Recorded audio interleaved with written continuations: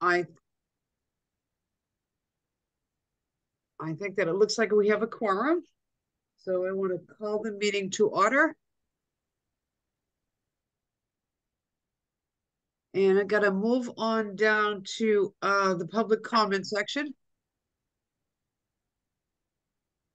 And I'd like to read the accessibility statement. This meeting is accessible to people with disabilities. Microphones or telephones will be used by all speakers. Large print materials are available upon advanced request. If you would like either of these accommodations, please contact Mary Waldron at 508-583-1833. The notice of non-discrimination rights and protections to beneficiaries with regard to the federal Title VI/non-discrimination protections and the state non-discrimination protections is posted in this meeting room. It is available on the Oconee Planning Council website. And again, contact Mary Waldron at 508-583-1833 for more information, and thank you. Okay, again, I'm going to call, that's under the call to order. I'm going to move on to public comments. Do I hear any public comments at this time? I'm going to wait till later. All right, hearing none. I'm going to move forward on to item number 3, which would be minutes. And that would be the minutes of October 5th, 2023. Do I hear any motion, or do I hear corrections? I'll make a motion. Okay. I'll second it, Danny. Okay. Okay, all in favor? Aye. Aye. Oh. Okay, I don't think we need a roll call on that one. I think that the motion carries. Was that okay to do today, Mary? I think you should go with a roll call. Okay. Because it's Zoom. All right, because Mary would have to call. Oh, Bill. Bill, could you do this? Could you Sure. call out the communities? Yes, ma'am. Abington, Yes. Yes. Avon, Bridgewater,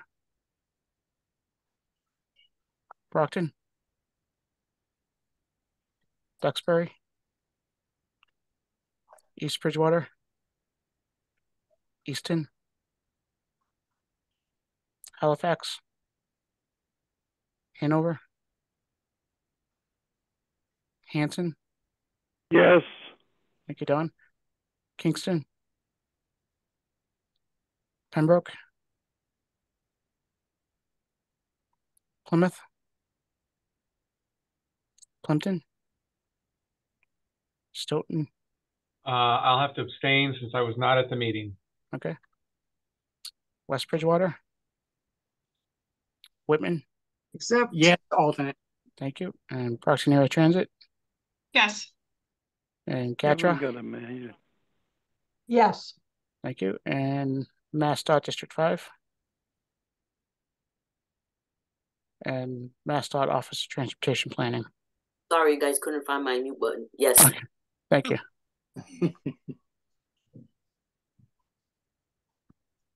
Thank you, Bill. Motion carries. I want to move on to item number 4, which would be the communications item, and that would be Sean. Yes, thank you, Madam Chair. Awesome. The first item for the communications is the fiscal year 24 Community Transit Grant Program. The vehicle application schedule reminder, plus the vehicle guide are now available. The next round of applications for wheelchair accessible vehicles will open November 28th. The applications for the operating and mobility management projects were due back in June of 2023. If you have any questions, please contact Rachel at MassDOT with her email address on the staff report. The next item is the 2024 Mass Trails Grant application period is now open. Applications are due Thursday, February 1st, 2024. The award maximum depends on the project type, and needs are generally $100,000 for recreational trails projects and up to $500,000 for shared use path projects. Mass Trails grants are matching grants and require that proponents provide a minimum of 20% of the total cost. Mass grants are reviewed and recommended by the governor's interagency trails team and the Massachusetts Recreational Trails Advisory Board. The next item is the fiscal year 2023 Thriving Communities Program is now open. USDOT is accepting applications through the Thriving Communities Program, which will provide up to $22 million in funding for capacity builders to provide technical assistance, planning, and capacity building support to disadvantaged and under-resourced communities across the U.S. Applications from capacity builders are due no later than November 28th via grants.gov. Applications from the communities must be submitted through the DOT web form by November 15th. Visit the TCP website for more information about the program. The next item is the 2023 Clean School Bus Rebate Program, which promotes the replacement of school buses with clean and zero-emission models. Applications are open through January 31st, 2024. The bipartisan infrastructure law authorizes the U.S. Environmental Protection Agency to offer rebates to replace existing school buses with these clean and zero-emission models. For more information, please visit the hyperlink in the staff report. This is the next item. It is an announcement for the Creating Master Plans webinar series. It will be held Monday, November 6th at 5:30 p.m. You can register by scanning the QR code on this announcement. And that is communications. Thank you very much. Item 5 is under reports.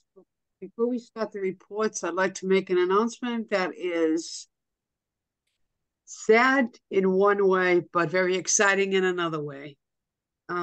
We are going to be losing Glenn from BAT.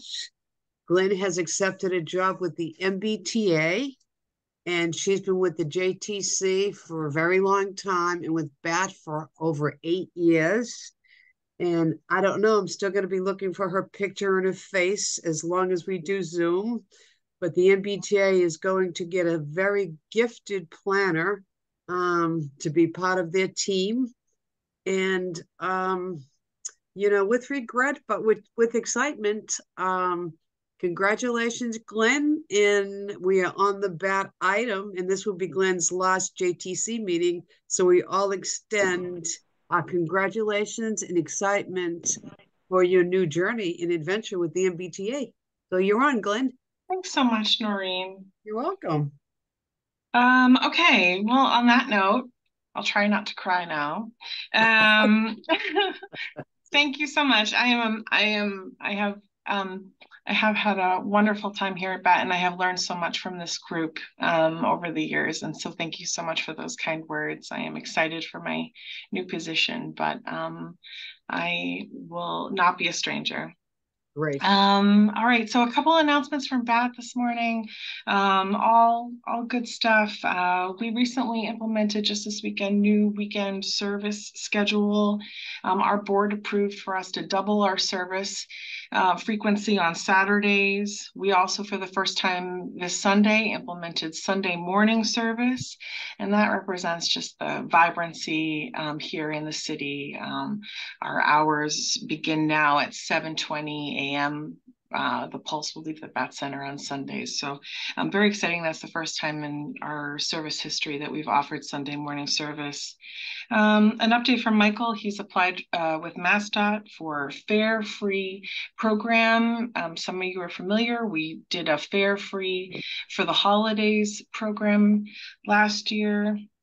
And so our application would be to start fare-free service starting on December 1st and continuing that through the end of May. And so that is not finalized, but that is what we proposed in our grant application. October, we're happy to say we had our highest ridership since before the pandemic. So all good news there. Our Rockland microtransit service, which I've mentioned before, it broke 600 trips for the first time in October, which is great. We're right on track for what we had expected for that service, and it continues to grow. And we recently did some Facebook advertising to really push people to our app for that. Just a note on an item that Sean mentioned earlier, the MAP vehicle applications through MassDOT. BAT area councils on aging receive vehicles that BAT applies for on their behalf for the competitive grant, but we'll be reaching out, me or someone else from my office will be reaching out to our service area towns whose vehicles are eligible for replacement. So very proud of that program and able to help our local councils on aging with that application. And that's all I have this morning. Thank you. Does anyone have any questions for Glenn? And congratulations on the Sunday schedule. That's awesome. Very exciting. Yeah. It is. Really is. Anyone have any comments or questions for Glenn? This would be your last time to do this now. Do you have any questions out there? You'll have to ask Michael next time.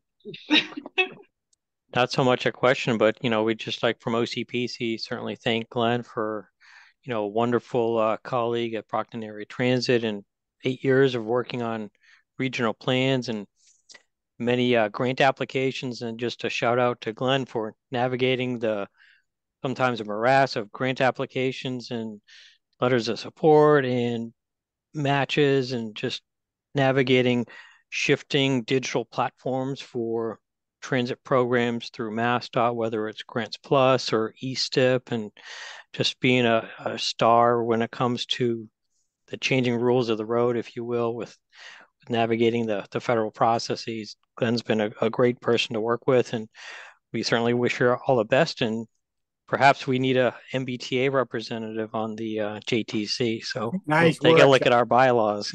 Nice work.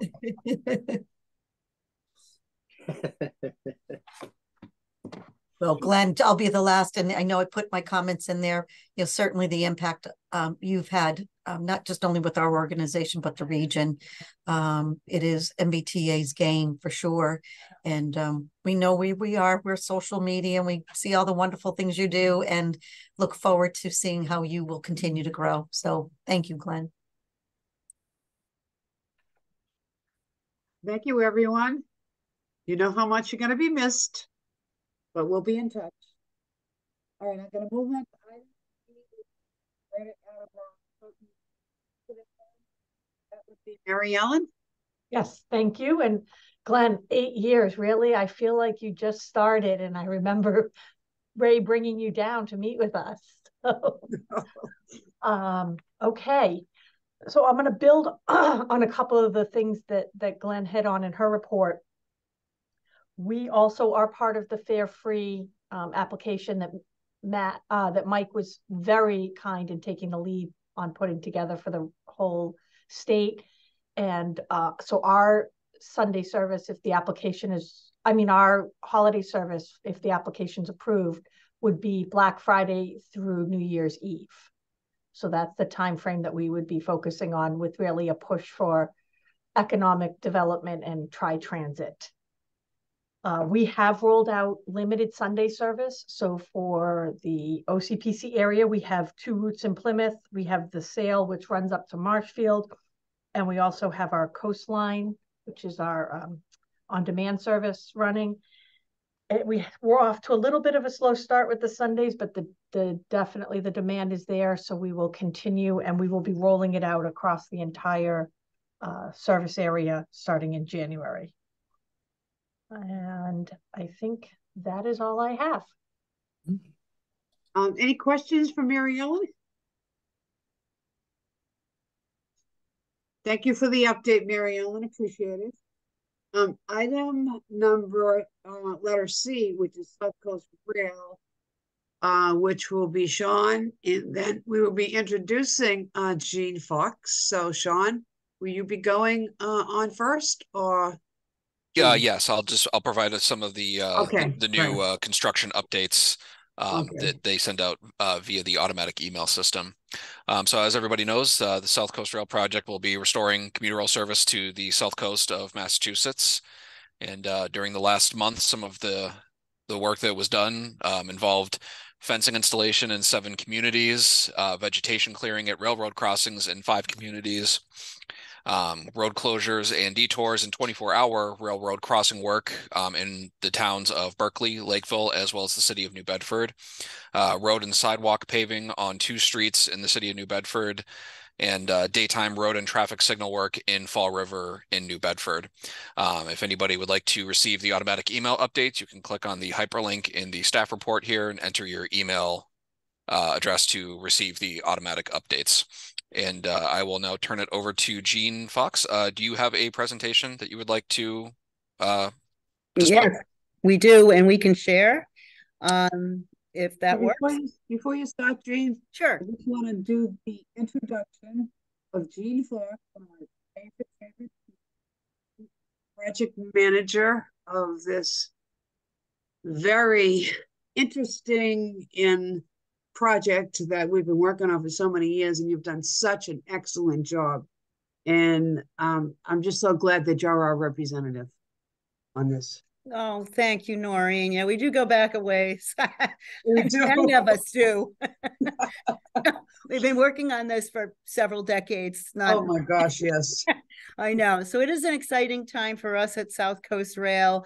And we're going to pull up a presentation I'd like to share. But first, I want to also congratulate Glenn. And I also am thrilled to hear about all this Sunday service, because back in 2010, we did a big report down in New Bedford, and the lack of Sunday service was killing us. People couldn't get to church. They couldn't go visit family. And, they had, Sunday was such an important day and they didn't have access. So that's fantastic that you're doing that. So we are really moving along. I just hit this very quickly. Let's see, I'm just doing advance. Okay, so this, I've shown you this before. On the left, you'll see the Southern Triangle, which was common to Stoughton and is common to this route. The difference is that we've connected that 7-mile stretch of the Middleborough secondary line, that east-west piece. But what this is giving us for phase 1 is 6 new stations and 2 layovers. And I'll get into the details in a little bit, but the Fall River line is done. There are a few minor punch list things we're doing. The New Bedford line is pushing 90% done in terms of construction. So there's still significant signal work to do. And then there's a huge portion of testing and commissioning, which we'll go into in more detail. So we did some early action stuff. We did 46 culverts. Most of those were granite, and that granite is now part of 2 artificial reefs off Cape Cod. We also, in the early actions, did 4 bridges. We had to do some demolishing of structures, mostly at station sites. So that happened in advance. And then we were actually really good about making sure we had some long lead material. And this was pre-COVID, pre-everything, pre-supply chain. We recognized that there were some things that were going to be long lead, special track work that we procured before we started construction. And that helped us enormously as we entered construction. So we have the Fall River Secondary, which is the smaller contract, about 12 miles of track, but it was also 8 bridges, 10 grade crossings, and 10 culverts. The larger one, the $403.5 million Middleborough Secondary New Bedford Main Line and Signals contract, is 24 miles of track, 18 crossings, and 11 culverts.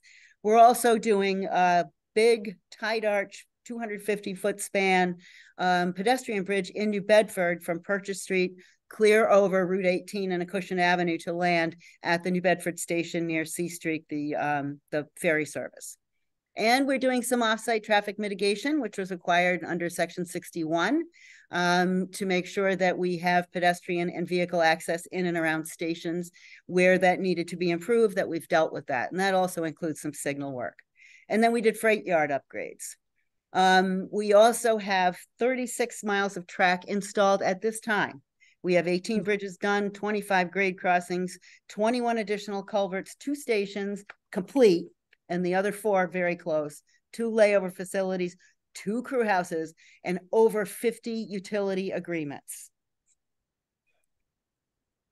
So just so you can see some visuals, these 2 stations are done on the Fall River line. That's the Freetown station on the left and the Fall River on the right. These are single, they're side platform stations, which means there's only 1 set of tracks there. So they're all pretty typical.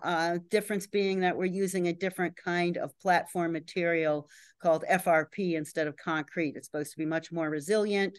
It's something that's being adopted across the MBTA.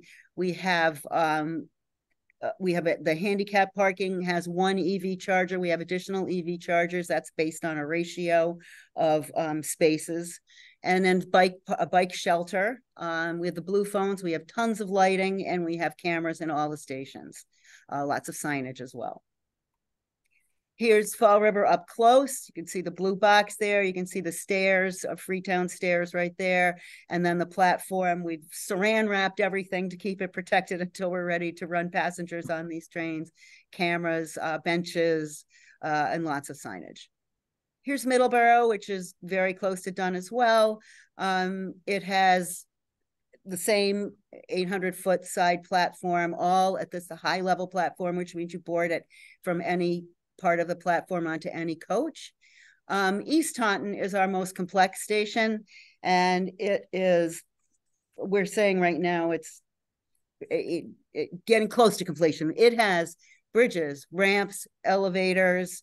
Being a center island platform, you needed multiple forms of access and egress to the station, but it's coming along well. This one, we've done super well with all construction. Let me just say that, but this one's taking a little bit longer. This one did get hit by supply chain problems, but right now, if you were to drive by there and see this, you'd see the elevator rising up there and the bridge work and the ramp work really advancing nicely. So Middleborough and East Taunton also side platform stations, or not the Taunton one, but the Middleborough one side platform. Just you can see one of the bridge structures there and the passageway. And then Church Street and New Bedford. So these are kind of the last 2 that aren't quite done, but they're 90% done. They're really coming along. In fact, the Church Street station now has canopies up. New Bedford station has the canopies up. Parking lots are done, curbing, sidewalks done, and even plantings are done at these stations now. I think there's a little bit more hydro seeding to do along the right-of-way, but at the station areas, most of the plantings are in, with a few minor exceptions. Church Street and New Bedford, more pictures, more pretty pictures, showing a sign going up. The canopy steel, ultimately the canopy will go, that's a polycarbonate canopy. You get 150 feet of canopy over the 800-foot platforms. And on that, one of the pictures, you can see the de-stressing train going by. So that's been our challenge this year. We have to get out and make sure that the tracks, the integrity of the tracks is there. You can't do it when it's too hot, and you can't do it when it's rainy. And we had a very rainy summer. So we fell a little bit behind on de-stressing, but I'm happy to say all of Middleborough is done, and we're advancing very rapidly along the New Bedford main line right now to get that done. Then a geocar goes by, and then you can start some testing and commissioning of those tracks. It's a process. Off-site traffic mitigation, again, section 61, we had to do some work just to make sure access in and around stations for pedestrians and vehicles was improved. So you'll see the Middleborough station entranceway, and that's from Route 105. And directly across from that entranceway is the 495 ramp. So people coming off 495 will drive straight through into the station. The signals were improved, as well as the overall intersection. East Taunton Station entranceway, that's right there on County Street. That also is going to have a dedicated ramp taking people off of Route 24 into the station, but also dedicated turn lanes off of County Street, which is Route 140. You'll recall probably that there was a huge interchange project that was underway in this area, the Route 24 140, that went belly up when Carty went belly up. So District 5 is working, I know Barbara, you're on, District 5 is working very, very hard to get a new contractor out there and get this going. They know what our priorities are from our perspective as South Coast Rail. We need that ramp F in place, and the signalization is going to be very critical. So District 5 has been working so beautifully and so cooperatively with us on all of this, and I know it has been a very difficult journey for them also. Off-site traffic mitigation, again, here's Fall River, that's President Ave in North Main. D'Angelo now has a nice new sign because we had to do the work at that intersection. It looks really good, and it did involve some signal work, intersection work. And then Church Street, New Bedford, new sidewalks. They never had one there. Now they do, and it's pretty much done. So just a review of the contracts. The Fall River secondary line substantially complete. That was a $159 million contract. The Middleborough secondary New Bedford main line and systems contract, we're saying 85. I'm pushing it more to 90 now. We're really cranking on this. So we have final track. We have civil and station work. All of that will be substantially completed by the end of this year, with the exception, as I mentioned, of the Taunton station, which could go into January, possibly early February, depending on all the inspections that have to take place. Our automatic train control and positive train control systems testing and commissioning on all the lines is expected to continue through the spring. This is a safety initiative, one that I 150% endorse. It has to be also vetted. All of this testing and commissioning is vetted not just by railroad operations at the MBTA, but Keolis, the operator, as well as the Federal Railroad Administration. After we get all that testing or that commissioning done, we have an operation qualification training and finally the FRA simulated service demonstration. So we have to train about 100 folks to operate these trains successfully and safely. And then we have to put those folks on trains that don't have customers and run them along the routes until we're confident that everything is running properly before we introduce paying customers. The offsite traffic mitigation is close to complete. They're in New Bedford right now. The other areas are pretty much closed out, minor punch list stuff being inspected by the engineer of record at this time. And then the Ped Bridge we just started really constructing in May. We're saying that's 19% complete. If you drive by on Route 18, you'll see the abutments. You won't see much else. But they're going to start the false work for the deck in January, February. So that's going to be exciting because on top of that, they're going to actually erect the deck and the arches over top of the false work. When this bridge is done, sometime we expect next fall or early winter, the old pedestrian bridge that spans the same roadways will be demolished by the contractor, which is Barletta on this one. So I mentioned the track de-stressing. We have to continue to de-stress. We have to get that done before we can run our test trains. And we have to get that certified. And when the GeoCar runs over it, they get all this data, a report is generated. If there's an area that needs to be redone, we go back and redo it. But we are being extremely methodical and conscientious about this work. The East Taunton station, I told you, still working on that. The elevator is a big part of that. The automatic train control testing has almost 2,000 tests that must be conducted. And then PTC, I know we had a problem with our lab. We're just going to get going with the lab again next week. And then with PTC, we have months of locomotive field testing on all the lines. So this is all, again, for safety and integrity of the service. I think we all know, no elephant in this room. Across the country, there have been problems with railway systems. South Coast Rail is going to launch well, and it's not going to launch with a problem, and it's not going to launch prematurely. It's going to launch safely. So we also have to continue our fire life safety training, which we had a meeting earlier this morning with local fire departments. We are talking to them about how they get trained, and we've done a drill, and we're going to do another drill. This is an area of the Commonwealth that has not seen fast-moving trains in many decades, and it's a bit concerning to first responders. They want to make sure they know what they're doing. Then safety certification of the entire system. So there's 200 elements, more than 200 elements, and that's every bridge, every culvert, every grade crossing, every wall. And then the track, the stations, the layovers, the automatic train, and the positive train control systems also all have to be safety certified, again, by different entities. Then the operational qualification field testing, that's your crews, your engineers, and your the guys that walk around and get your money. And then commissioning equipment for service. that has to be commissioned as well. Our equipment, we have 16 new bi-level coaches that have been committed to this for our train sets. That we're adding to the 24 existing Middleborough train sets. We're adding 2 train sets, and we need to make sure everybody fits into South Station nicely. I don't expect any issues with that. And then the FRA mandates a simulated service demonstration. So we anticipate we'll be ready for passengers in the summer, which, yes, is later than we initially anticipated. But I will tell you that the requirements for safety certification have been ramped up, again, for all the right reasons. And we support that. In fact, what I share with people and people share with me, we've waited so long for this. Let's make sure we do it right. And if safety's the reason it's going to be a bit delayed, that's the right reason. And MBTA Railroad Operations is the lead on rail activation and getting the system ready for passengers to board the train.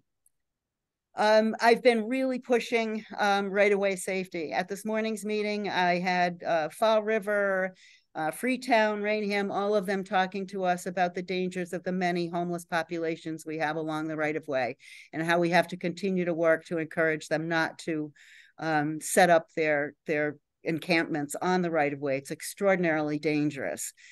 We also have people who decide that the tracks are a wonderful place to recreate. And point of fact, for years with 10-mile-an-hour freight trains that operated very sporadically, you could take your ATV out and not risk life and limb.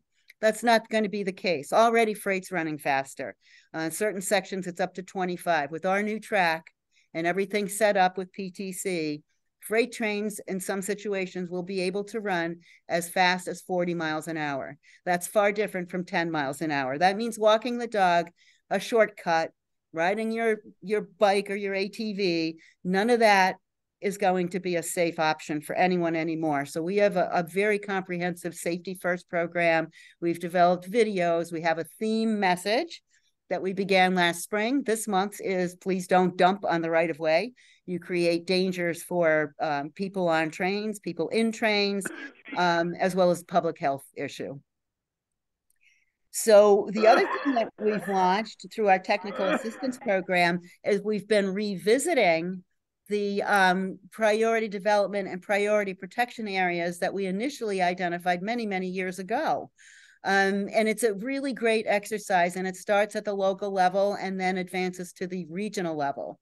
So the first phase of this work has, and it just started in February, they've met with all 27 communities in the Serpent catchment area to reintroduce the plan, to make sure they understand what it's about. You as a community identify where development makes sense, where priority protection makes sense, whether it's an open space plan or alternatively a housing production plan, zoning changes. You have to look at all these things in light of new stations and probably new development being brought on. Economic development opportunities will certainly ensue. And phase 2 is going on right now. They have collaborated with 15 communities to update priority areas and data-driven working sessions, and they're coordinating sessions right now with the remaining 12. We've already met with Energy and Environmental Affairs and Economic Development, and we had a very good meeting with Housing and Livable Communities. If you're interested in learning more about this activity, the website's right there. They have a nice dedicated page for this work on the Serpent website. So we continue to work again with fire life safety agencies. We had a great emergency drill it was in Freetown over at Campanelli, and it was for Freetown and first responders, or mutual aid departments, excuse me. The simulation was a derailment that when the train hit the vehicle, it was a grade crossing problem. And when the train hit the car, it shook the car, injured people, and created a small fire in one coach. The first responders who arrived did not know what the scenario was. This was planned well in advance and had to respond just by seeing what they saw and deploying the appropriate resources. That was a very successful exercise. There were 5 communities that participated, and it identified areas where they were stronger than they were in other areas where they were weaker. It also helped them identify equipment needs they'll be pursuing down the road to make sure they can respond safely. So things like getting somebody off a train is a big step from that last step on a coach down to the ballast. So that was difficult with people that had to be carted off the trains. And then one really ironic thing is it was one of our new coaches, and the Riker chair they used to cart people off the train didn't fit, did not fit down the aisle. It was about a ½ inch too big for the new aisle on the new train. So we identified that we need a different way to get people off trains when they're injured and are not ambulatory. The next one is going to be on November 19th on a Sunday morning, where July 27 in Freetown was a Thursday and blisteringly hot. This will be a very different situation, but we have New Bedford is hosting us, and they will have their mutual aid departments joining us for that. That scenario has been finalized. I'm not going to say anything publicly right now because the people who respond are not supposed to know about it. On October 11th, we had a fantastic meeting to discuss the equipment needs, and that was with the local delegation and local fire and EMS departments. And the next step on that was for those departments to generate a list of what they foresee as equipment needs they're going to have to acquire to be able to successfully respond to any kind of emergency along the right-of-way with trains or vehicles. So they're doing that right now. In the meantime, under Chairman Strauss and the delegation, there was a commitment to make sure the earmark that was in the last transportation bond bill of $900,000 is set aside to help pay for the equipment needs identified by the local departments. In addition, there have been big concerns down here from first responders about the training. While the drills are wonderful and extremely productive and informative and educational, there's turnover. Some of these departments have hundreds of people. They can't send everybody to a drill. So they want some ongoing training opportunities, and we're working very closely with MBT operations, railroad operations, to make sure we can offer them additional training opportunities, you know, in the region. So something down in New Bedford, something closer to Middleborough, Taunton, something in Fall River, so that other folks get some hands-on training. How do you shut the locomotive off? What window do you access to get into a coach? You know, all of those things we can give the video, but they like to get in hands-on and understand how this stuff works. So that we're going to continue to work on. Hopefully, again, we're unique because we haven't had trains in decades and decades. We're not just expanding something that's already there. We're really building new service. And the first responders want to be able to do their jobs properly. And we agree that we need to provide as much support to them as we possibly can. So our outreach continues. We meet with anybody whenever they want. We're really pushing the safety message right now. We do issue our construction updates that you heard earlier. There was a link in there if you want to join the 6,000 people who get them. Some of them find them a bit redundant, but as with construction wrapping up, that's probably going to be the case. But then we'll update you on the signal and the testing and commissioning work that's going to be underway, including the fast test trains, which will start out at 59 miles an hour and amp up to 79, which is maximum authorized speed on the line. So we're going to keep you informed. We encourage you to sign up, but also reach out anytime for any questions or concerns. We're always happy to answer questions, and we get them, and we do respond. We pride ourselves on that. So Joe, so that's it for me. And if you have questions, I'm happy to respond. Thank you so much, Jean. Great work. Any questions? Oh, are you awake? Really? No questions, but at least just from the Old Colony Planning Council, I'm one of those 6,000 plus recipients of the newsletter. Love it. We do share with our council members through our newsletter as well. There's a lot going on, Jean, and we appreciate the great communication that you have with Charlie and Bill and all the other staff members. And I know Don Sullivan's already, but just again, appreciative of your work and the very important updates. So thank you. Thank you, Mary, and thank you for taking that information and making sure it's circulated. That does happen, and we're very happy about that. People want to know. And I have noticed on a lot of the grade crossings, and I don't know if the towns are taking it upon themselves, but it's great. They've been painting the grade crossings, whether it be in a diamond pattern. Is that something that you folks have been pushing and advocating? Absolutely. You know what happened in Abington, we all do. And that's where it started. There's a whole new protocol now for grade crossings. There are going to be reflectors, additional striping. It's another layer of protection. It's great to have signals and gates that people will still try to dodge. But we found that additional markings, although they'll have to be maintained, are going to be helpful in building awareness and making people stop. I mean, I have noticed them in Abington, and they're great. Yes. You know, before you get there, you see it. Yes. When it's there, because in some of the areas, I'm more familiar kind of with Stoughton, having worked there. Yeah. Is some of the grade crossings, if you're not familiar with the area, you might not know there's a grade crossing there. Right. You're right on top of it before you know. Yes. Yeah, like on Brock Street, you just don't know. I mean, yes. you know if you live there. So and that's true. I think Abington moving forward and doing that, I think it's just fabulous, and everybody's talking about it, and people are more aware of the safety aspect of it. And I hope other towns, you know, do that, pick up and do that. We're going to do it. The MBTA is committed to that now, Noreen, and I'm really happy about that. And I know here in Freetown, I've had a couple of almost near misses with freight because they come around a corner and there's the grade crossing. Right. You know, and they're listening to the radio or whatever they're doing, and they're suddenly facing a train.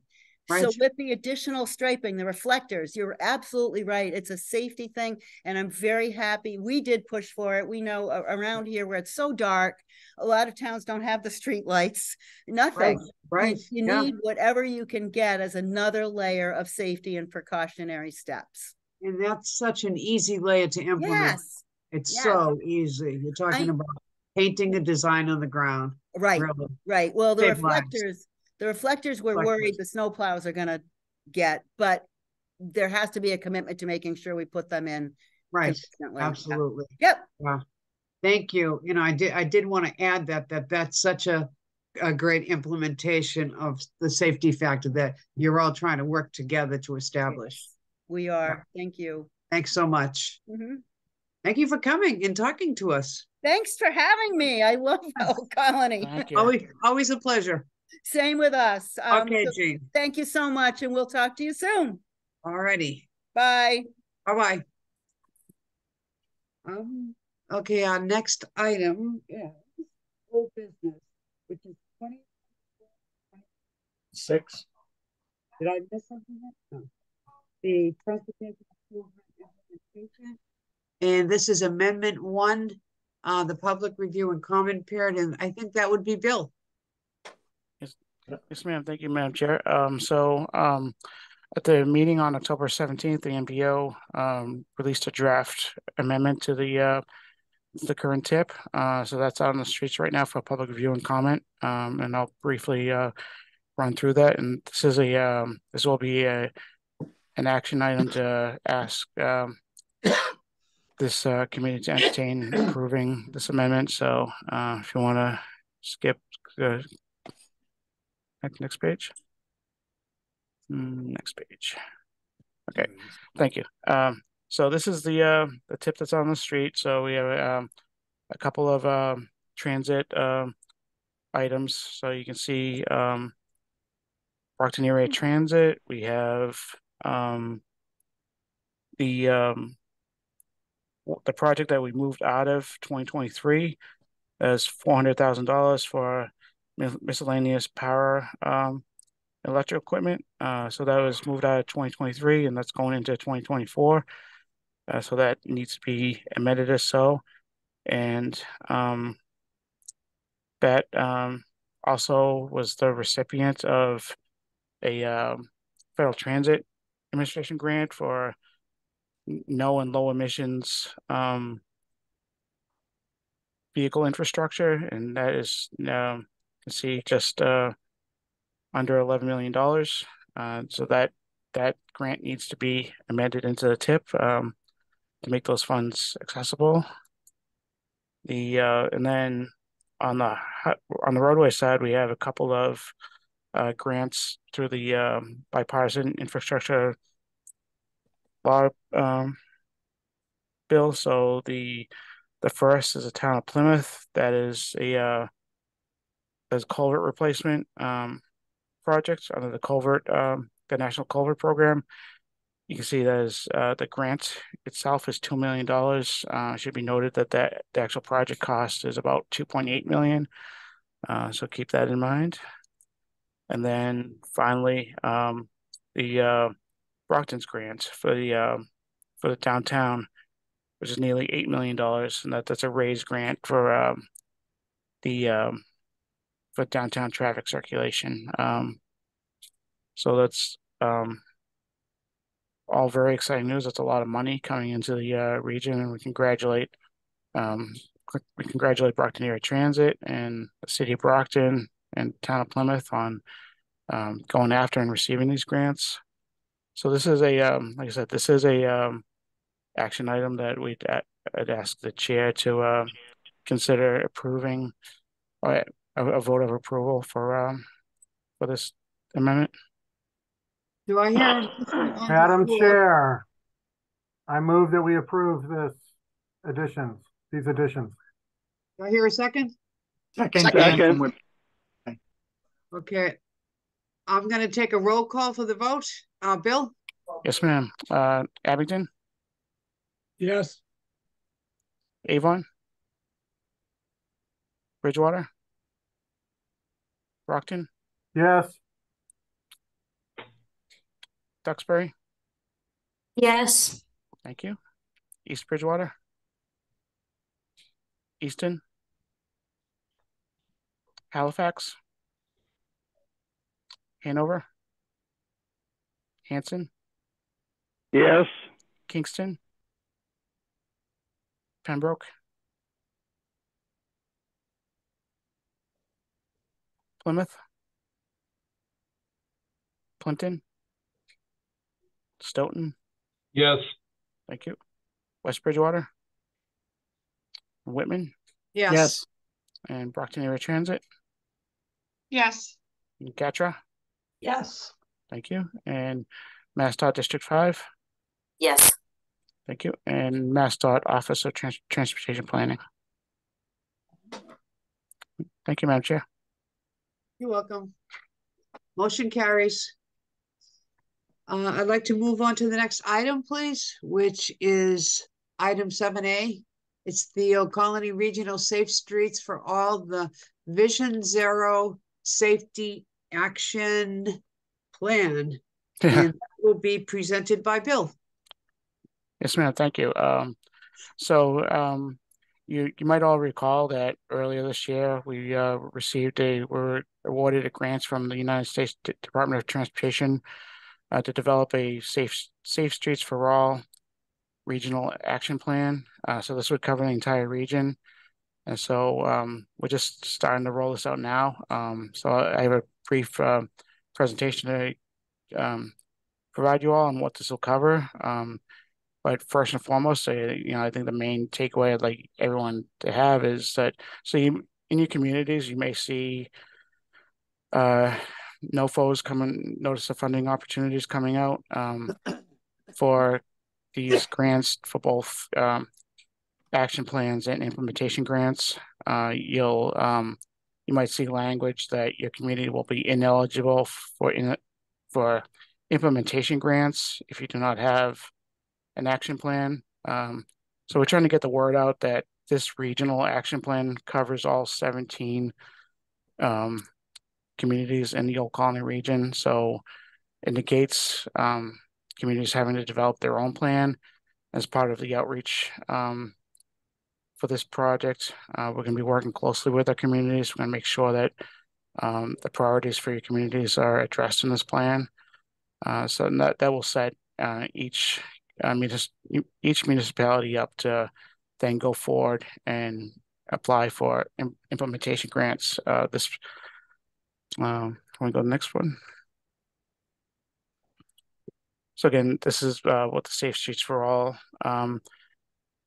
program is. It was a program under the bipartisan infrastructure law bill to supplement safety planning across the United States to target reducing serious injuries and fatalities on the transportation network, moving towards Vision Zero goals. That would be zero preventable serious injuries and deaths on the roadway network. This is to supplement already ongoing safety planning efforts that both that happens for the federal, state, regional, and local levels. So this is a great program. It's funded up to $1 billion over 5 years. So this particular grant that we applied for was in the first year. So there'd be additional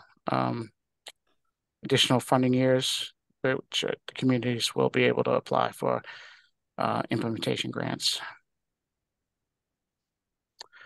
So the grant in total is $400,000. So that includes $320,000 from the United States Department of Transportation, and then a local match of $80,000 from the Massachusetts Department of Transportation.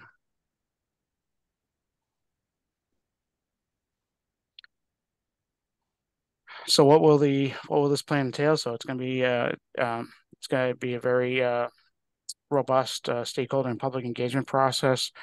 I should note that we'll be contracting with a vendor to develop this plan. That vendor is expected to do much of the legwork on the development of this plan, and we'll be working in the support and management role with that contract. So stakeholder and public engagement, that's an area we'll be heavily involved with. Identification and review of the state of best engineering practices, crash data analysis, which includes both historical trend analysis and risk-based analysis, and I'll get into that in a second.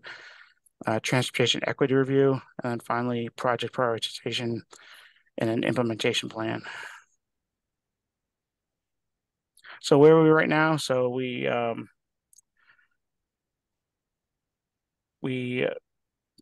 finalized our contracting with Federal Highway and MassDOT, so we're ready to go forward with that.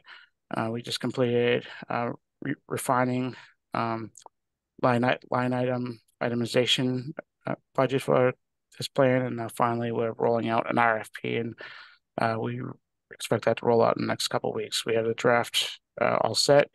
We're just putting some couple final touches on it, and we'll be releasing that. So this is the safe systems approach. This is going to be a major component of this plan, not just of this plan, but just internally our safety management process, safety management system. This is a kind of approach that we're taking now. So you can see it's not just the infrastructure, but it's driver behavior, post-crash care, like emergency response, safer vehicles, and then looking at the human behavior. So it incorporates all these factors, realizing that it's all these factors that play a role in not just whether crashes occur, but how serious those crashes are. So I talked about how this plan is going to be looking at both the historical trend-based analysis and also risk analysis. And this is a little bit different approach than we've done, historically in the past. So typically in the past, we've always looked at high crash locations. It's been very data-driven, kind of chasing, if you will, serious injuries and fatalities. So this is an example of trend-based analysis. This is a pedestrian crash cluster, a pedestrian and bicycle crash cluster map that the state develops. So this is These clusters would be the top 5% locations where pedestrian bicycle crashes occur. So this is an example of historical trend-based analysis. And if I go to the next page, Sean. And then this is an example of risk-based analysis. So this is a corridor in Bridgewater, Route 104, that runs by Bridgewater State University. If you went onto the system, you will not see any crash clusters for pedestrians and bicycles on this network. Doing strictly historical analysis, this is a corridor that might not jump out at us, but looking at risk-based analysis, this is a corridor that's flagged as high risk based on traffic volumes, land use, human behavior. So this is a high-risk corridor for pedestrians and bicycles. So that would be an example of risk-based analysis, and this regional safety action plan will incorporate a lot of that. So finally, what are going to be the outcomes from this? Like I said, regional Vision Zero plan for all 17 communities is going to help us leverage potential federal funding for improvements. It'll create a prioritization plan of high priority areas that will hopefully, provide a list to choose from for applying for implementation grants. And if they don't get implementation grants, then those will be priority areas for other areas of our regional safety planning. So, like for our TIP, for example, or other opportunities that may arise. Next page. And so that's the safety action plan, if you will. So if you have any questions about this, by all means, drop me a line. As I said, so this action plan does cover your community, and it will allow you to apply for implementation grants, and we're looking forward to working with communities on that going forward. Thank you, Bill. Questions or comments for Bill at this time? Thanks, Bill, for putting so much time into the great PowerPoint. Thank you. You're welcome. I'm going to move on to the next item, which is item 7B, your colony congestion management process data collection. And these are the results of October 2023, the data collection. And that would be Sean? Yes, thank you, Madam Chair. So part of the Old Colony CMP is to visit our commuter rail stations and MassDOT park and ride lots that are both within and immediately adjacent to our region. We always do these in the last full weeks of April and October of each year. And with we had our most recent data collection last week on Tuesday, Wednesday, and Thursday, the October 24th, 25th, and 26th. And this presentation will be a summary of the data collection. So first we can discuss the commuter rail. And as we have done in the past, we anticipated a continued increase in utilization. Every count since the beginning of the COVID pandemic, every count has had a increase over the prior count, with the exception of April this year. There was a slight decrease from the October 2022 count. This past October's count was a 56.5% increase over the count from earlier this year back in April. The total amount of vehicles that were counted at the 15 commuter rail stations was 3,625 vehicles, and comparing to the 5-year pre-COVID average, it's 72.6% of the pre-COVID numbers. And for the first time since the October 2019 count, we had our first facility that surpassed the 85% threshold to be considered a congested facility. So here is the table summarizing all of the stations that we visited. The Canton Junction was the one facility that surpassed the 85%. It was 92.9% utilized, with 708 vehicles that were parked at the station, with the next highest stations utilized being Stoughton with 265 vehicles and 82% utilized. and then followed by the Bridgewater commuter rail station with 362 vehicles and a 72.6% utilization. And here's the 10-year utilization trend. As you can see, leading up to 2019, the numbers were much higher, in the 60 to 70% range. And then obviously in April 2020, when, the very beginning of the pandemic, 1.3% overall utilization across all of the stations. But as you can see, moving all the way to the right, the utilization has increased, with the most recent data collection being just under 50% utilized overall. And then here's a line chart showing the total utilization. As you can see, the total utilization in April 2020 was 99, and then moving up to October of 2023 up to the 3,625. And the orange line just above it is the 5-year pre-COVID average of 4,757 vehicles. Which obviously, we're still below the COVID average, but like ridership and utilization elsewhere, we're slowly reaching back to the pre-COVID numbers. And then here's the same chart with the percent utilization for all of our facilities. And some, review and takeaways.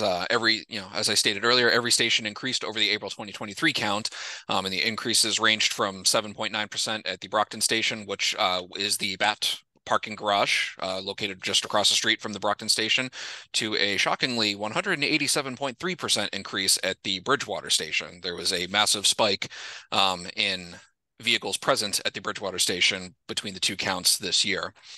And by line, the Stoughton line increased in utilization by 79.4%.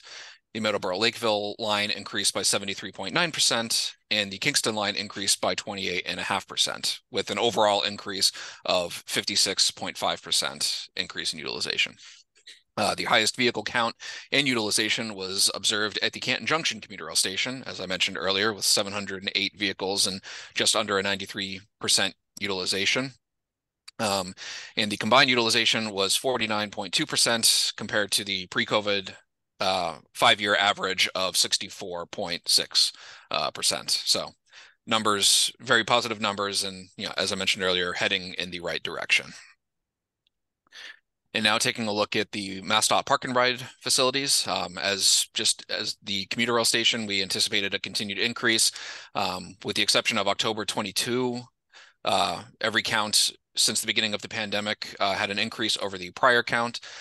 The October 2023 count had a 4.5% increase over April of this year, with a total vehicle count of 693 vehicles, which is 57.7% of the 5-year pre-COVID average. And one thing to note, the Plymouth and Brockton bus service that previously serviced the West Bridgewater Park and Ride lot terminated August 4th, and beginning August 7, the Peter Pan bus service began servicing that lot. And here is the table summarizing the results of the Park and Ride facilities that we visited. Bourne came in at the highest with 273 vehicles and 72.4% utilized. And then the West Bridgewater lot had 116 vehicles and 62.7% utilization, for being the higher of the two facilities on the Route 24 corridor.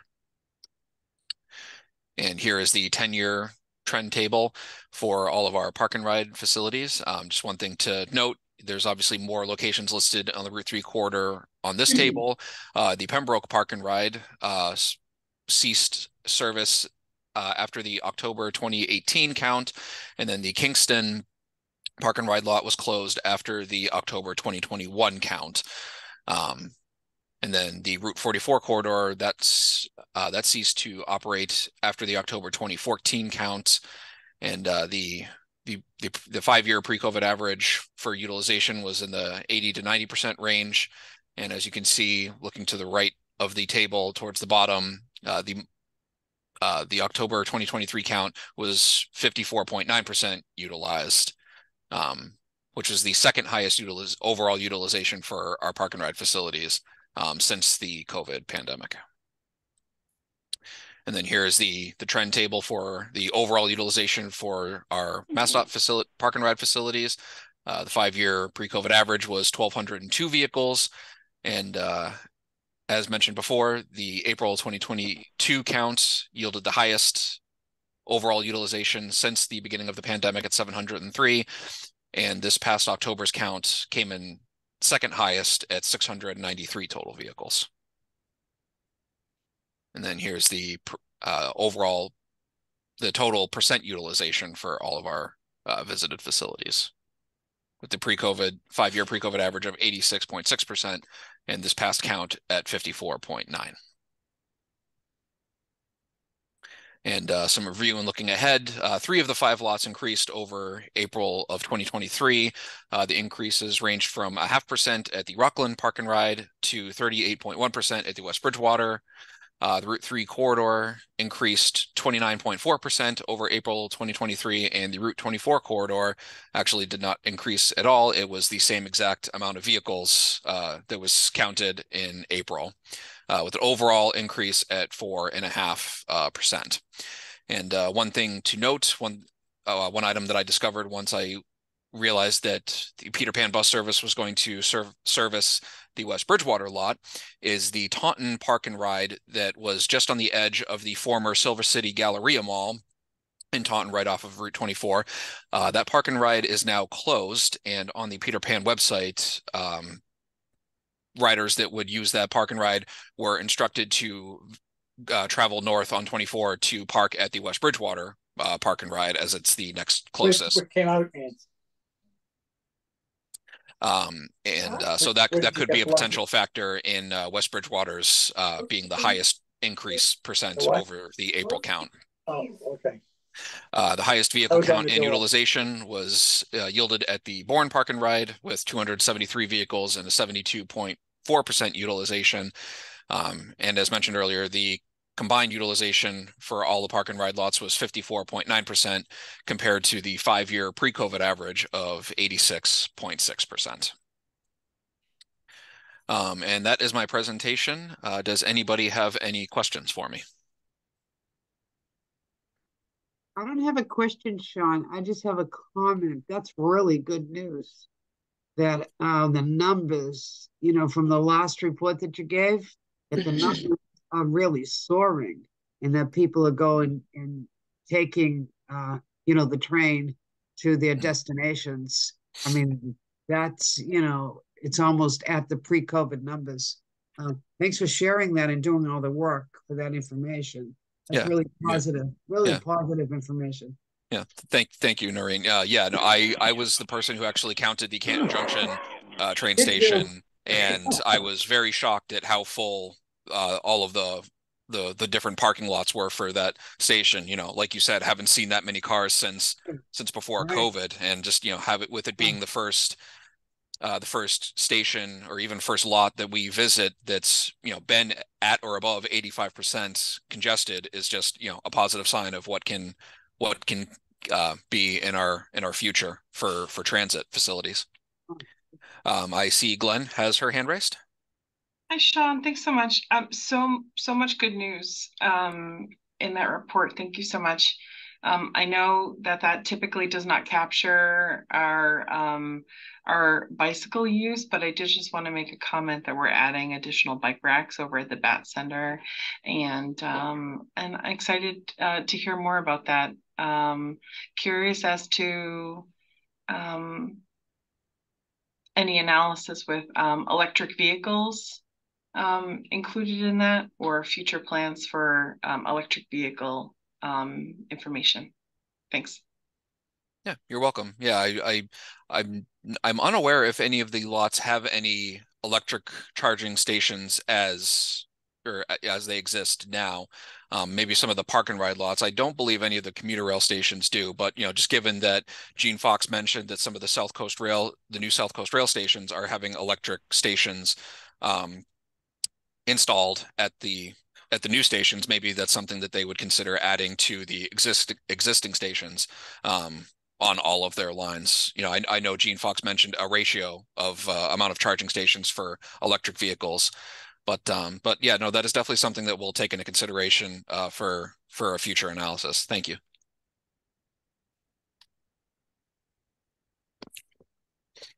Any further comments or questions for Sean? Hearing none. Thank you so much, Sean. Thank you. Moving on to the next item, which is 8N, other business, and A is community local studies, and that would be Bill. Yep. Thank you, Madam Chair. So I just have a couple items of note in my report here. So Town of Easton, we completed a pedestrian study for them. That was to count the number of pedestrians crossing during the peak hours at the intersection of Main Street and Elm Street.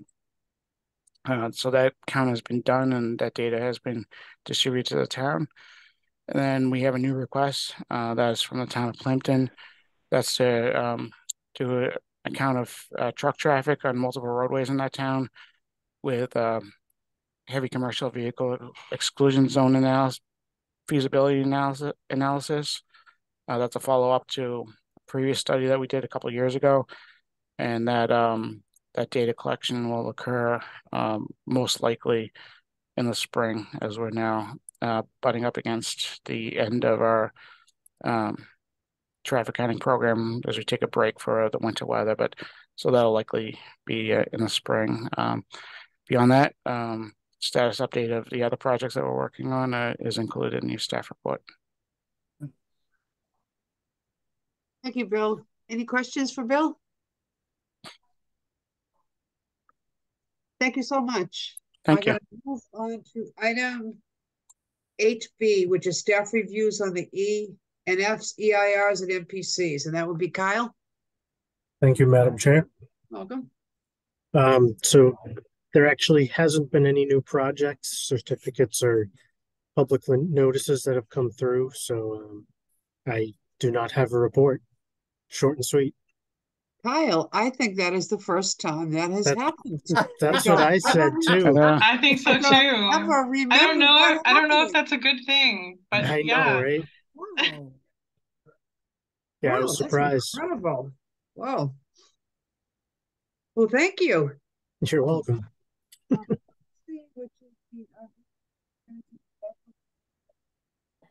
Just want to open that up to all.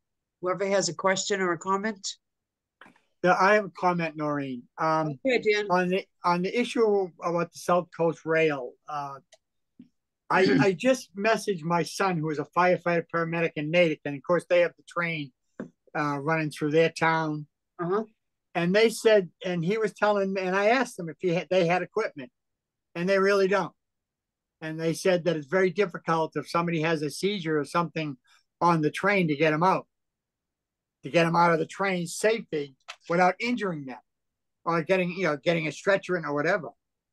So I'm wondering if it would be possible, thinking like I was thinking about calling our state rep and maybe the state coming up with some type of a solution to the problem by maybe find out exactly what's needed in each fire department in Massachusetts that has a train going through the town and making sure that their fire departments have the equipment to deal with injuries on a train, whether it's medical or there's a fire. And it might be something to get involved in. Yes. With at least our state rep and state reps around Massachusetts. Just a suggestion. Yeah. Good point. Good point, Dan. Yeah. Any ideas from the council on the best way to address something like that? Like, is there any monies out there or that, we could help fire departments that would need, that equipment? Well, I think it should be a state issue, state funding. Right. Right. To come up with the proper equipment or what should be used. Right. And then either buy it and give it to each department or have each fire department in Massachusetts who have trains running through their town request it. Right. Just my thoughts. I mean, Yeah, it's a safety issue. It's a medical issue. Yes. Any other comments or questions regarding that? Bruce? I just had a question for John Stone. Is he still on here? Yes, sir. I took a train someplace. Yes, John, sir. Yeah. John, Bruce, how are you? Bruce, how you doing? How's Washington Street coming along? It's coming out great. It should be done by the end of, well, most of it should be done by the end of next week, aside from some punch list items. Yeah, it looks good. I love the concrete sidewalks and the improvements that you made along there. Thank you, Bruce. Yeah, the price of asphalt's so high that it makes sense to go. It made sense for this particular project to go with concrete. Wow. I also appreciate the bright striping on 139. I work late, I come home from Canton, and the striping along the 139, a lot of it is terrible to come up through Randolph. Once I get into Abington, it's like 11:30, 12 o'clock at night. I see those bright striping on the road. It helps these old eyes to get home. That's a credit to Mass DOT as part of their program to resurface municipally owned state numbered roads. So it's all the credit goes to Mass DOT. Okay, well, I'll thank my MassDOT friends on here for that. Please do. Thank you, John. Thank you, Bruce. Dan, I'd just like to add to what you said. I'd be very willing to work with you on that with the rep. To find what we can, fire departments need. Yeah, I can talk to Allison Sullivan and see, on our end. Okay, I will. And maybe she could champion that, and maybe understand that there's a safety need for those issues especially where we're trying to update the needs of the MBTA. Right. And things like that. So, yeah. I'll probably talk to Allison when I have a chance. Okay, and I'll help you out with that, Dan. All right, thank you. Madam Chair, I see Al from Senator Michael Brady's office has his hand raised. All right. Yes. Well, it's better than me just barging right in. But that's great. We like barges in. I appreciate the insight about the equipment to deal with the emergencies. And Senator Brady would like to get involved with that. So if you do speak with Representative Sullivan, I'd like to be included in it. There may be a way to generate a grant program to fire companies to acquire the equipment, but I'd like to know what equipment would be needed. Right. You'd have to ask the MBTA what is needed. Yeah. Right. And probably each fire department, the width of the aisle. My son said you can't get a stretcher down the aisle. Okay. You got to pick them up and walk them out. I'll have two guys pick a person up and drive them, walk them out. He suggests if you don't feel good taking a train, sit near the door. Okay. Okay. And Dan, I think Jean mentioned that in her presentation. Yeah. That they had to do some adjusting on the aisle because they couldn't get some sort of seat out or something for someone who was disabled. Yeah. So great point. Yeah. So, but we, as an office, we need to know, as Al mentioned, what is needed. Right. Exactly. What type of equipment is needed. Thank you, Al, so much. All right. I'm putting my email address in the chat. Okay.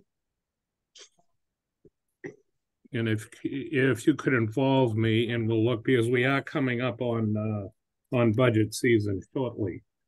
And it might be something we can incorporate as a grant program in the fiscal budget. Great. Thank you for joining in and barging in. We're very happy you did that. Well, thank you for making it's an excellent point, and I'd hate to have to approach it, after a serious injury. After the fact, Yeah, right? Right. Thank you. Thank you so All much right, thank you. for bringing that up. Yep. Any other items to add or comments under the concerns? Well, I thank everybody. I always feel like we accomplished some of our goals, and I think that Dan bringing that up about the MBTA, that's a major goal for safety, and something that we can all work towards. And again, good luck, Glenn, at your new position. you will be with the MBTA. So you'll probably be hearing from us anyway. Yeah. And, I hope so. You will be. And, thank you all, and stay in touch with each other, and have a wonderful weekend. Thanks, everyone. Motion to adjourn. Yep. Motion to adjourn. Got it. Someone second it. All in favor? Aye. Nice wave. We've all voted for that. Thank you so much, everyone.